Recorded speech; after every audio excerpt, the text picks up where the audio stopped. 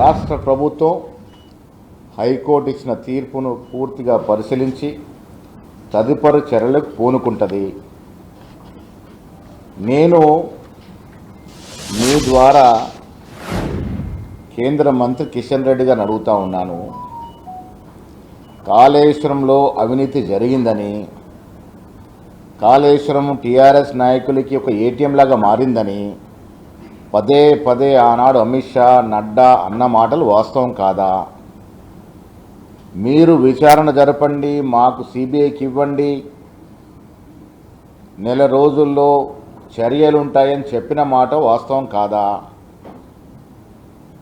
PC Ghosh ఇచ్చిన నివేదికని అసెంబ్లీలో చర్చకు పెట్టి పోయిన సంవత్సరం సెప్టెంబర్ 1న రాష్ట్ర ప్రభుత్వం ఈ కేసుని సిబిఐ దర్యాప్తుకు అప్పగిస్తూ జీవోతో పాటు నోటిఫికేషన్ జారీ చేయడం జరిగింది. మరి కిషన్ రెడ్డి గారు ఇంతవరకు ఎందుకు నిద్రపోతూ ఉన్నారు? బండి సంజయ్ గారు దీంట్లో ఎందుకు మాట్లాడట్లేదు? బీజేపీకి బీఆర్ఎస్ పార్టీకి ఉన్నటువంటి లోపాయికారి బంధం అడ్డం రావడం వల్లే వీరు సిబిఐకి రాష్ట్ర ప్రభుత్వం కేసును అప్పజెప్పు దాదాపు నెలలు గడిచినా ఎందుకు దీని మీద చర్యలు లేవో బీజేపీ నాయకులు చెప్పాల్సిన అవసరం ఉన్నది. ఇలా ప్రజా సొత్తుని మెక్కేసినటువంటి నాయకులు హైకోర్టు ప్రస్తావించిన కొన్ని అంశాలని ఆసరా చేసుకొని సంబరాలు చేసుకుంటా ఉన్నారు. హైకోర్టు ఎక్కడ కూడా ఎవరికి కూడా క్లీన్ చిట్ ఇవ్వలేదు, దర్యాప్తు ఆపమని చెప్పలేదు. పీసీ ఘోష్ వారు పర్యటించి ఈ ప్రాజెక్టు నిర్మాణంలో జరిగినటువంటి లోపాలు, అవకతవకలు, అక్రమాలపై రాష్ట్ర ప్రభుత్వానికి సమగ్రమైనటువంటి నివేదిక ఇవ్వడం జరిగింది. ఆ నివేదిక విషయంలో కూడా హైకోర్టు ఎక్కడ తప్పు పట్టలేదు. బాధ్యులెవరు, దోషులెవరు, ఎక్కడెక్కడ తప్పులు జరిగాయి, ఏమేమి లోపాలు ఉన్నాయనే వివరాలన్నీ కూడా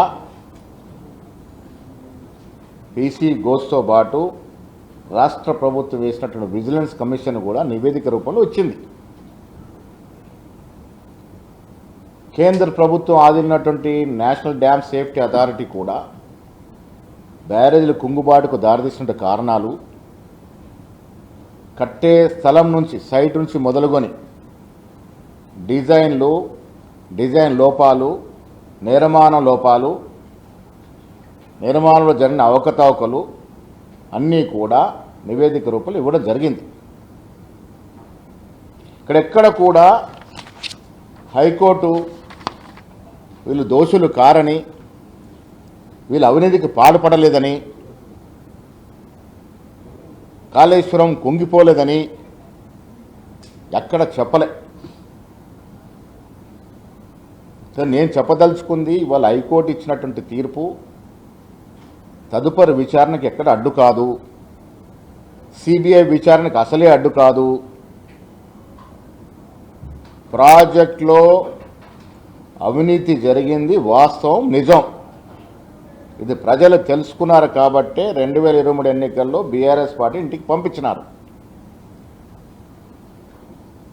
డిజైన్లో లోపాలు ఉన్నాయి. ఆనాడు కేసీఆర్ గారు అన్నీ తానే, ఇంజనీర్ తానే, మేస్త్రి తానే, కాంట్రాక్టర్ తానే, అన్నీ తానే. ఇంజనీర్ల యొక్క ఆదేశాలు ధిక్కరిస్తూ ప్రాజెక్ట్ని కట్టాల్సిన కట్టకుండా లోపభూషణ విధానంలో కట్టినారు.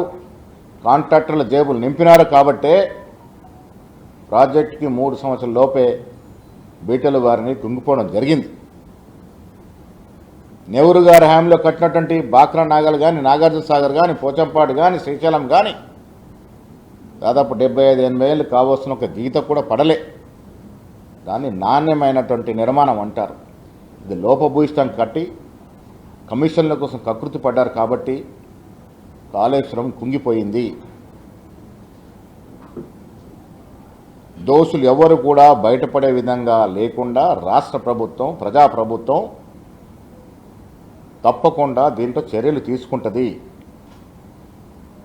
ఇవాళ హైకోర్టు ఇచ్చిన తీర్పు ఒక టెంపరీ రిలీఫ్గా ఉండొచ్చు, వాళ్ళు జైలుకి వెళ్ళడం కొద్ది రోజు కాలయాపన కావచ్చు, కానీ దోషులు ఎవరు కూడా రక్షించుకునే పరిస్థితి ఉండదనే మాట రాష్ట్ర ప్రజలు తెలుసుకోవాల్సిన అవసరం ఉన్నది. బీజేపీ నాయకుడు కిషన్ రెడ్డి, బండి సంజయ్, బీఆర్ఎస్ నాయకుడు లోపాయికార ఒప్పందాలను ఆడుతున్న నాటకం కూడా ప్రజలు గ్రహిస్తూ ఉన్నారు. ప్రజల సొత్తు దుర్వినియోగం అయింది, 1,00,000 కోట్లు నీళ్లలో పోసినట్టు అయింది, విపరీతమైన అవినీతి జరిగింది. ఇది 3 నివేదికల ద్వారా బయటపడింది. హైకోర్టు ఎక్కడ కూడా నివేదికల గురించి కానీ నివేదికల అంశాల గురించి కానీ ప్రస్తావించలే. వ్యక్తులను విచారించేటప్పుడు ప్రొసీజరల్ కొంత ల్యాబ్స్ జరిగిందనే మాట మాత్రమే చెప్పడం జరిగింది. ఎక్కడున్నా ఇప్పుడు ఘోష్ కమిషన్ జరిగినప్పుడు వాళ్ళకి నోటీసులు ఇవ్వాల్సిన విధానంలో ఇవ్వలేదు. మానవ తప్పుదలు జరుగుతూ ఉంటాయి. ఎక్కడొక చోట చిన్న ల్యాబ్స్ జరిగినందుకు కమిషన్ మొత్తం తప్పిదం చేసినట్టుగానో కమిషన్ ఇచ్చిన నివేదిక తప్పిదమనో ఎక్కడ హైకోర్టు ప్రస్తావించలే. డెఫినెట్గా రాష్ట్ర ప్రభుత్వం చిత్తశుద్ధితో ఘోష్ కమిషన్ నియమించింది, విజిలెన్స్ కమిషన్ రిపోర్ట్ తీసుకొచ్చింది, national dam safety authority enquiry చేసింది. అన్ని ఎంక్వైరీలో ఒకే మాట చెప్తా ఉన్నాయి, లోపభూయిష్టంగా ప్రాజెక్టు కట్టడం జరిగింది, దీంట్లో అవినీతి జరిగిందనే మాట. సో అవినీతి పరులు ఎవరు కూడా రక్షించుకునే పరిస్థితి ఉండదు.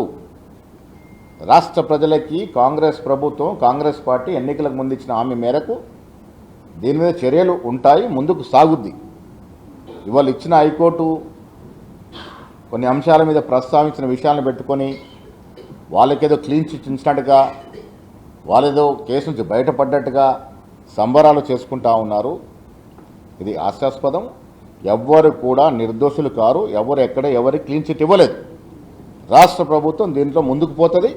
హైకోర్టు తీర్పు మొత్తం చదివిన తర్వాత తదుపరిగా ఏ రకంగా ముందుకు పోవాలో ఆ రకంగా ముందుకు పోతుంది. సరే, ఎన్నో విషయాల్లో అవినీతికి పాల్పడింది అనుకున్నటువంటి కాంగ్రెస్ వాళ్ళ మీద చర్యలు తీసుకోవడంలో మాత్రం విఫలం అవుతుంది. ఇటువంటి అంశాలన్నింటిని అడ్డుపెట్టుకొని వాళ్ళని కాపాడుతుంది కాంగ్రెస్ అని చెప్పారు. ప్రజాస్వామ్య విధానంలో ఎవరి మీద చర్యలు తీసుకోవాలన్నా డ్యూ ప్రొసీజర్ ఉంటుంది. లీగల్గా అన్ని ఆతి చూసి ముందుకు పోవాల్సిన అవసరం ఉంటుంది. కాబట్టి ఈ విచారణ కమిషన్లు ఎందుకు, అవినీతి జరిగిందని మేము నమ్ముతా ఉన్నాం, ప్రజలు నమ్ముతా ఉన్నారు, అధికారికంగా నివేదిక రూపంలో రావాలి కాబట్టి ఈ సమయం పట్టింది. ఇవాళ సిబిఐకి ఎందుకు అప్పచెప్పాం? ఇప్పుడు మేము బీఆర్ఎస్ నాయకులను అరెస్ట్ చేస్తే ఇది రాజకీయ కక్షనో రాజకీయ కారణాలతో అరెస్ట్ చేసిన అంటారు. అందుకే కిషన్ రెడ్డి కోరిన విధంగానే రాష్ట్ర ప్రభుత్వం సిబిఐకి అప్పచెప్తూ నోటిఫికేషన్ ఇచ్చింది. నేను ఇవాళ కిషన్ రెడ్డి గారు ఎందుకు సిబిఐ ముందుకు పోవట్లేదో కిషన్ రెడ్డి గారు జవాబు చెప్పాల్సిన అవసరం ఉన్నది. బండి సంజయ్ గారు ఇలా కేంద్ర ప్రభుత్వంలో వారు జవాబు చెప్పాల్సిన అవసరం ఉన్నది.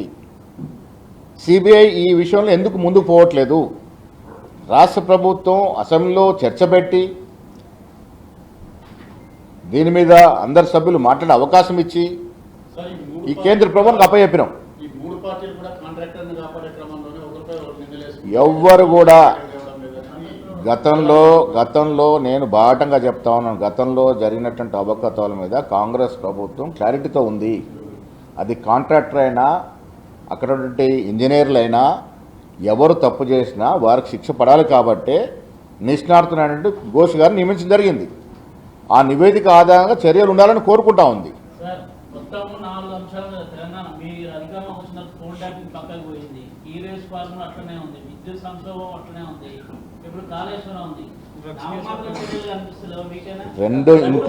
ఇంకా 2.5 సంవత్సరాలు కాంగ్రెస్ అధికారంలో ఉంటుంది. మీరు అడిగే విధంగా కాళేశ్వరం విషయంలో కానీ, ఫోన్ ట్యాపింగ్లో కానీ, ఫార్ములా ఈ రేస్ కార్ విషయంలో కానీ ఎవరిని కూడా ఉపేక్షించేది ఉండదు. ప్రజాస్వామ్య విధానం కాబట్టి కొంత సమయం పట్టొచ్చు. దేంట్లో కూడా ఏ కేసులో కూడా ప్రజల ఆకాంక్షకి వ్యతిరేకంగా పనిచేయడం ఉండదు. ప్రజలు కోరుకున్న విధంగానే కమిషన్లు వేసాం, నివేదికలు వచ్చాయి, సిబిఐకి అప్పచెప్పాం. ఇలా కిషన్ రెడ్డి గారు జవాబు చెప్పాల్సిన అవసరం ఉన్నది, కేంద్ర ప్రభుత్వం జవాబు చెప్పాల్సిన అవసరం ఉన్నది. రాష్ట్ర ప్రభుత్వం అధికారికంగా అసెంబ్లీలో చర్చ పెట్టి నోటిఫై చేసి సిబిఐకి ఇచ్చిన తర్వాత కూడా సిబిఐ ఎందుకు ముందుకు పోవట్లేదు? ఈ జవాబు కిషన్ రెడ్డి గారి దగ్గర నుంచి రావాలి. ప్రభుత్వం మీ చేతిలో ఉంది కదా, మీరు నడుపుతున్నారు. మా పని అయిపోయింది. మేము ప్రభుత్వ పరంగా డెఫినెట్గా సిబిఐకి మేము ఇచ్చి నెలలు గడుస్తున్నా ఎందుకు ముందుకు పోవట్లేదు? సిబిఐకి మొత్తం శంకుస్థాపన దగ్గర నుంచి మొత్తం జరిగిన అవినీతికి మొత్తం డెఫినెట్గా జరిగినటువంటి నివేదిక ఆధారంగానే సిబిఐ కేసు అప్పచెప్పడం జరిగింది. సిబిఐ ఇంతవరకు ఎందుకు దీన్ని డ్యూ ప్రొసీజర్ ప్రకారం ముందుకు పోవట్లేదు? 1,00,000 కోట్లు పెట్టి ప్రతిష్టాత్మకంగా కట్టిన ప్రాజెక్టు ఇవాళ నిరుపయోగంగా ఉంది. ప్రజల సొమ్మును అందుకే ఇవాళ 1,00,000 కోట్లు నీళ్లలో పోసిన ప్రాజెక్టు నిరుపయోగం ఉంది కాబట్టే కాంగ్రెస్ ప్రభుత్వం ఇవాళ కేసీఆర్ గారు 8 లక్షల కోట్ల అప్పులో మనం కూర్చోపెట్టిపోయినా అరకొర నిధులున్నా దాన్ని రిపేర్ చేసే బాధ్యత తీసుకుంది. ఉత్తమ్ కుమార్ రెడ్డి గారు, ఇరిగేషన్ మంత్రి గారు అహర్నిశలు దాన్ని రిపేర్ చేసే పరిస్థితిలో ఉన్నారు. పిల్లర్స్ కుంగిపోతే, అంత పెద్ద భారీ ప్రాజెక్టు పిల్లర్స్ కుంగిపోతే దాన్ని రిపేర్ చేయడం ఎంత కష్టతరమో మీరు తెలుసుకోవాలి. అలాంటి కార్యక్రమాన్ని కూడా దాన్ని రిపేర్ చేసి ప్రాజెక్టు ఆచరణలోకి తీసుకొని ప్రయత్నము. అసలు డిజైనే లోపభూయిష్టంగా ఉంది. ప్రాజెక్టు కట్టాల్సి కూడా కట్టకుండా అధిక వ్యయంతో, అధిక కరెంటుతో ముందుకు నడిచే విధంగా ఆనాడు కాంట్రాక్టర్ జేబులు నింపే విధంగా డిజైన్ మార్చినారు. అదే తుమ్మిడి అడ్డి దగ్గర ప్రాజెక్టు కట్టుంటే గ్రావిటీతో నీళ్ళు వచ్చేవి. అక్కడ కట్టకుండా కిందికి తీసుకొచ్చి కట్టి పలుమార్లు ఎత్తిపోసే ప్రాజెక్టు మళ్ళీ